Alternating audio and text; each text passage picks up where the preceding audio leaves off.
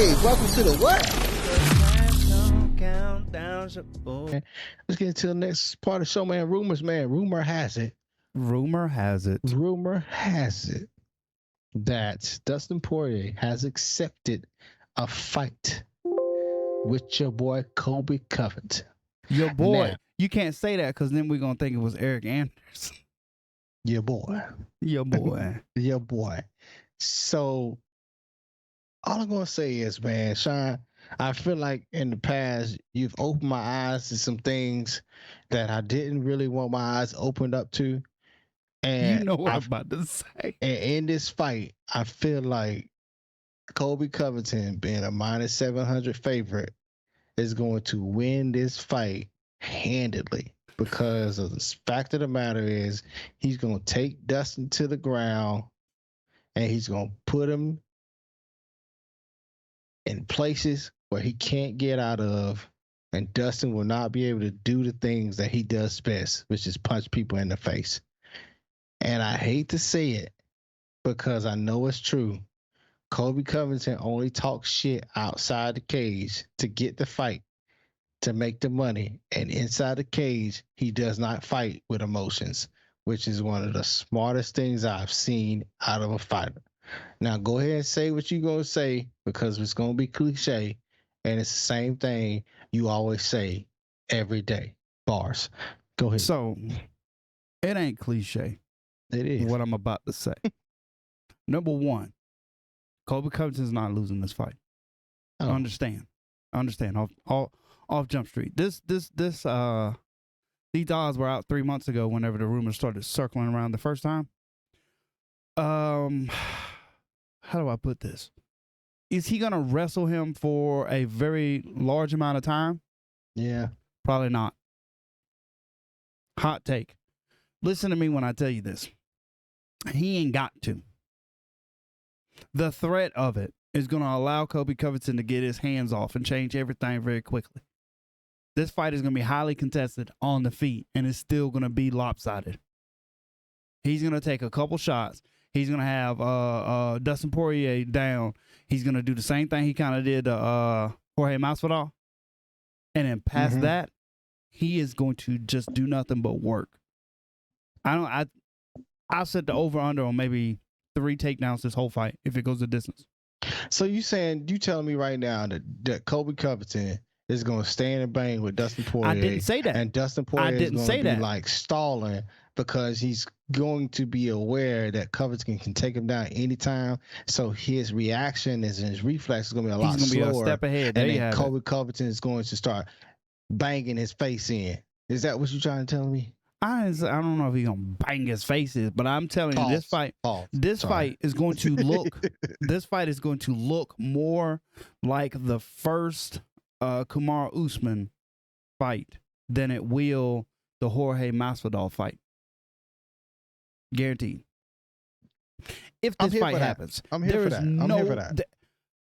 Where Dustin Poirier at in his career, there is no reason for him to take this fight. Absolutely no reason. He shouldn't. One, 2 more fights in the UFC, and we're talking back to title contention.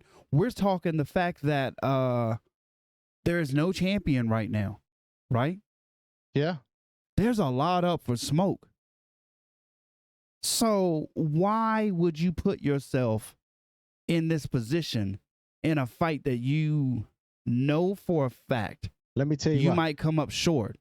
That ain't got nothing to do with it. When it comes down to it, you got your babies and you got your Shine. Go ahead. Cash rules everything around me. No. I don't believe it. I don't believe that this fight is going to garner more money than the title run. I don't think so. There's no way. Beef sells. What's beef? What? Man, I'm getting you some big lyrics right now. I understand, What's but you can't tell me. You can't tell me for a second that winning the title back is going to garner more money than this one-off fight. I'm trying to tell you this. the opportunity for him to get a championship again in that division is a lot slimmer now, especially with the opponents that are coming up and the opponents that are already there. Who? You got a lot of opponents. Who beats Dustin Poirier in the 155 division? You got Islam. You got Charles Oliveira. Islam Makhachev, he ain't beat nobody, so we can't put him in that sentence. Come on, man. I get it. I understand. We put the respect on his name, but you can't just tell me that Dustin Poirier ain't gonna win. I didn't say he was gonna beat him. I'm just saying the competition is there. They got like a top 5 competition that Dustin Poirier can lose to anyone in that top 5, if not top 7. Justin Gaethje, he beat him. Michael Chandler. He can get beat by these individuals. So once you get beat by one, the money goes away. That's all I'm gonna say. Yes, but who? I sound like an owl right now. Michael Chandler. I'm looking at Charles Oliveira. He has never beaten Charles Oliveira, dog. That's okay, right? That's perfectly fine. Charles Oliveira ain't gotta get the belt back. You right, but Charles Oliveira ain't got to get the belt back. Listen to me. Anything can happen in another fight. So he went out there. Yes, he went out there and he beat Justin Gaethje in this last fight. That's cool and all. He still ain't got the belt though. So he not defending the title where Poirier needs to have another fight against him. What you're saying, dog, look, I looked up the rankings. They took my man picture off. That's nasty. Ooh. I looked up the rankings on UFC.com. They took Oliveira picture down. They just got nothing. White screen. But you got Dustin Poirier at number 2. Charles Oliveira is over him. He beat Justin Gaethje. You got Makhachev. Okay, so he fights Makhachev, who has not proven that he's going to go ahead and destroy everybody. So he goes out there and beats Makhachev. He's right back on it. Makhachev does the thing that Dustin can't get away from. Ground and pound, dog. Ground and pound, dog. That's cool. But when we look at the ground and pound, dog, we said it about Khabib, and I know I'm going to be eating these words. I'm going to be eating it, right? But he did it to Bobby Green. He did it to Hooker. He did it to Thiago Moises, Drew Dober. He's not done it to that one person just yet. And either Dustin Poirier is going to be it, or he's gonna show them that law. Oh, look, there's levels to this. Now, what you're telling me though is he either takes that fight, which is still an appealing fight. It is. Or he goes over here and gets Mario smashed by Colby Covington. Who knows? He gonna get Mario smashed? Okay, though, man. He beats Colby Covington. He beats Colby Covington. Does that earn him a title shot? That's if he beats Colby Covington, how? He might, I don't know how, but if he beats Colby Covington. I'm with you on that. I don't know how, man, but Dana going to figure out a way to make it happen. Colby Covington, he's beating a number 1 contender in another division, but gives him an opportunity to fight for a championship in the 155 division. So either way, it could give him an opportunity back to the title shot, because it's like he has an argument now. He does 2 things if he fights Colby. And he wins. He beats the hell out of him. So Colby quit talking shit about him and his family. And number 2, it's another opportunity for a title. I'm just saying, it can happen. It can happen. Anything can happen. Anything is possible. That's what Kevin Garnett said when he won the championship. You know? Yeah, but beating Colby Covington, you could argue to me if he beats Colby Covington, and then Dana says, okay, I might have a spot for him to fight Kamaru next, then you would him to fight for the 155 belt. And also, listen to me when I tell you this, a la Conor McGregor style. If Dustin Poirier gets to the point where he can beat Colby Covington at 170 for size-wise, he going to have a time making 155 again. Who knows, man? You know, Colby Covington is out here doing this to people who actually cut weight. He don't even really cut weight like that. That's strong. That's extra strong. You got Poirier who gets to 155. I'm pretty sure he's about 190 something. So he's coming down a good amount to make 170. But he's going to have to weight train hard throughout a camp and then make the weight. And then after that, he's going to balloon back up. It's going to be hard to make 155 again. Man, he's a professional, though. You make him thousands of dollars. There we go again. Dollars. You think that would be damn given that these people would have people in place to take care of that shit. The thing is, though, I feel like Dustin Poirier has a better support system than some of these other guys. Okay. Just saying. I ain't mad at you. I don't feel like he has yes men around him.